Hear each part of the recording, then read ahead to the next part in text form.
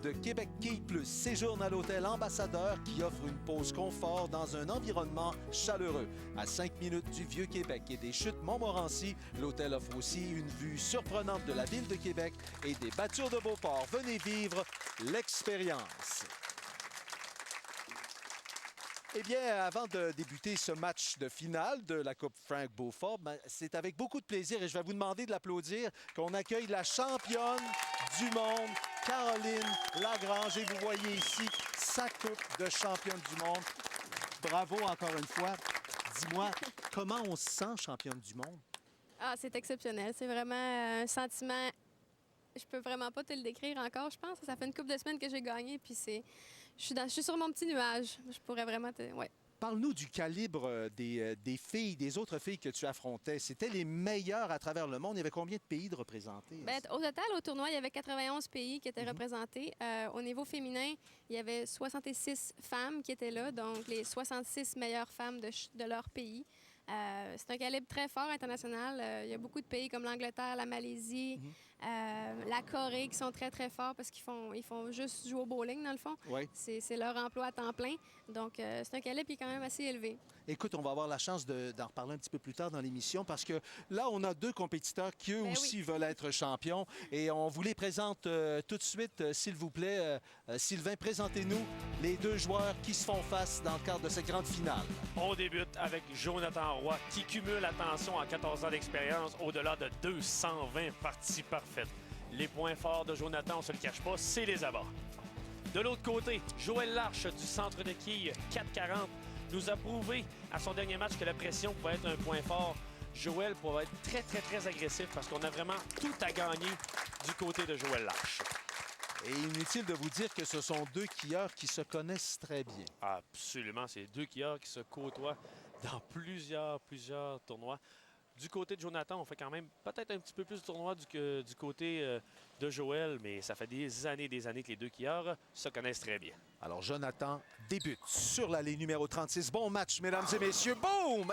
Ça commence. C'est le départ et dès le début, Jonathan Roy qui brise la glace avec les 10 quilles par terre. Il montre ses couleurs. Regarde, Joël, tu veux gagner, tu vas devoir me battre mon meilleur match. Joël va sûrement répondre. Les deux skieurs sont vraiment fins et prêts pour le match.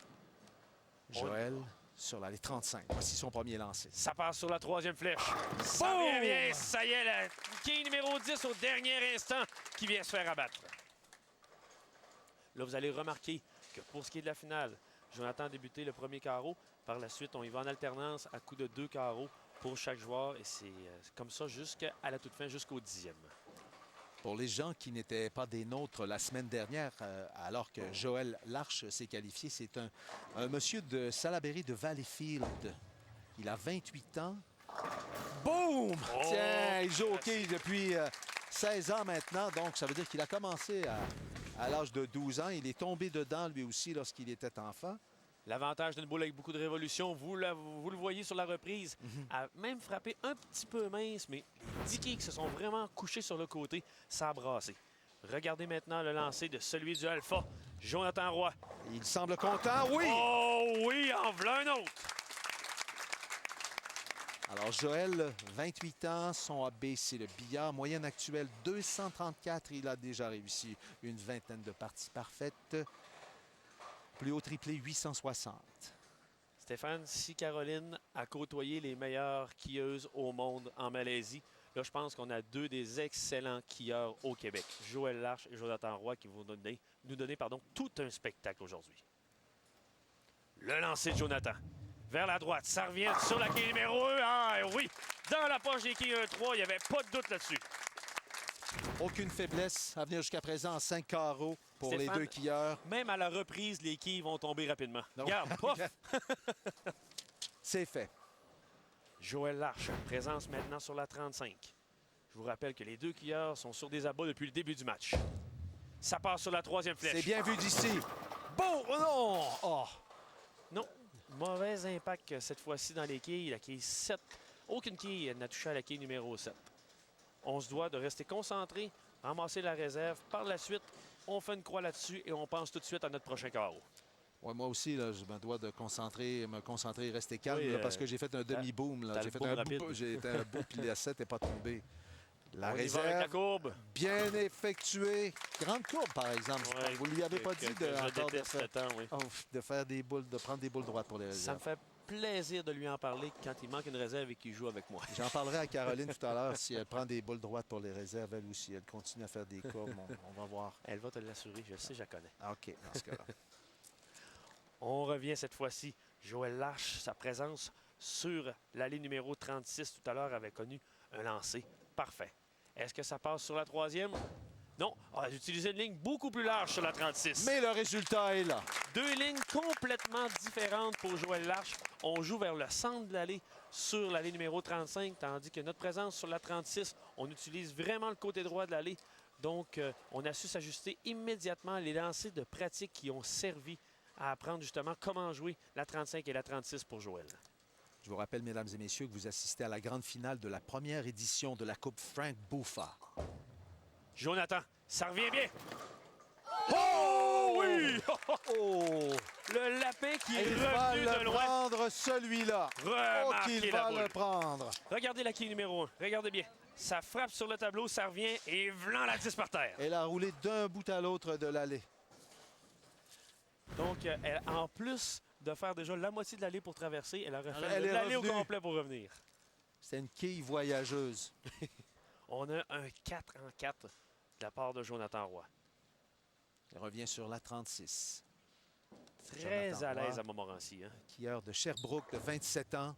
C'est loin, ça revient. Oh non. Cette fois-ci, pas du tout. Tout a passé à côté de la quille numéro 10. Mais c'est un, comme vous disiez, un bon neuf. Oui, c'est un bon neuf. Oui, oui, oui. Et là, attention, ça fait on n'en fait pas beaucoup des réserves de la part de Jonathan. On est tellement habitué de réussir des abats. Et c'est d'ailleurs, quand on discute avec lui, un point faible qu'il peut des fois avoir, c'est justement de faire les réserves. Faut pas manquer de concentration, là. Hein. Rester dans la bulle. Très bon pointage jusqu'à présent pour Jonathan Roy. Est-ce que Joël peut mettre le doublé? On pourrait entendre une mouche voler au salon Montmorency. C'est bon. Est-ce C'est que bon. ça y est. Oh, que oui, encore une fois. Excellent lancer. Vous avez vu le passage identique pour Joël. Donc, on a un 4 à bas en 5 carreaux pour Joël. Pour tout le On a monde. 69 au troisième. Oui, et c'est la même chose du côté de Jonathan. Par contre, on a su coller 4 à bas en ligne. La réserve est en caisse, quant à lui, au cinquième. On y va pour 3 pour Joël Larche. Remarquez tout à l'heure, on utilisait une ligne beaucoup plus à l'extérieur sur la 36. Encore une fois, on fait la même Un chose. triplé peut-être. Eh oui! Indomptable. Joël Larche qui vraiment a su très bien lire les allées 35-36. Vous voyez à l'écran les séries d'abats qui fusent de toutes parts. Il vous arrive souvent de jouer en équipe avec Joël Larche, Sylvain. Comment se sent-il en ce moment? À quoi pense-t-il? Joël, c'est vraiment... Oh oui, c'est réussi. Stéphane, c'est pas un bon lancer pour Jonathan. Non, mais c'était réussi quand même, c'est là-bas. Oui, si tu aurais vu le visage de Jonathan, ça n'a vraiment pas été un de ses excellents lancers. Mais je peux t'assurer qu'en finale, comme ça, on va le prendre, il est écrit, puis on va repartir ça à 9. Tu parlais de Joël. Joël, oui, comment se sent-il? À quoi pense-t-il en ce moment? Joël, très calme. C'est vraiment le skieur qui va y aller carreau par carreau. Des fois, il y a des gens qui pensent « Ah, ben, je viens de faire ça, je vais essayer de corriger ça. » Mais pas du tout dans le cas de Joël. Attention!